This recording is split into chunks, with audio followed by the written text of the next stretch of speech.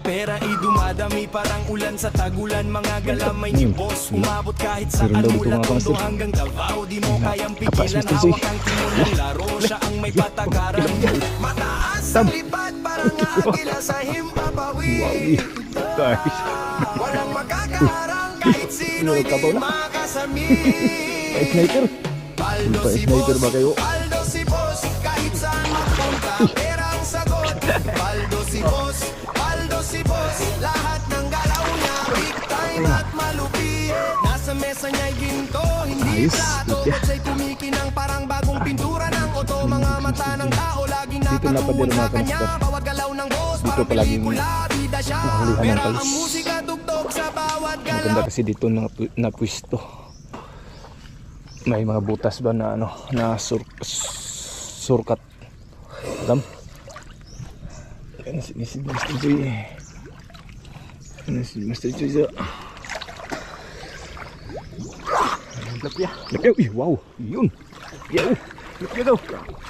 Sinisig talaga ba? Kailangan talaga sisirin ng tilapia. Kasi medyo malalim hanggang liig. Oh, sumisid na naman si tanta mo. Be, kung anong meron. Sumisid si Mr. G.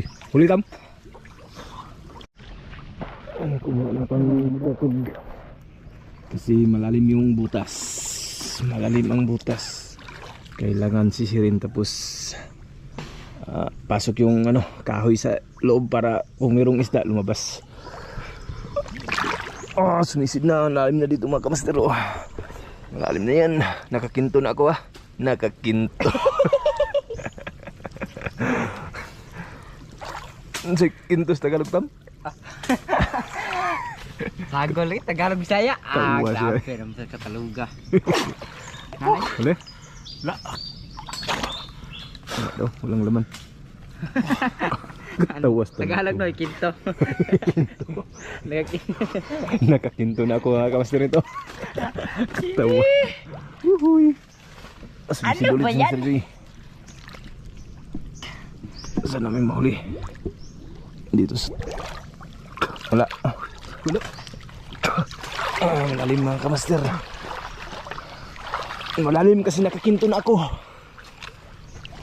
Yan, sumisid ulit. Diyan oh, nakahuli kami dati dyan ng malaking palos. Oh, palos. Dalag.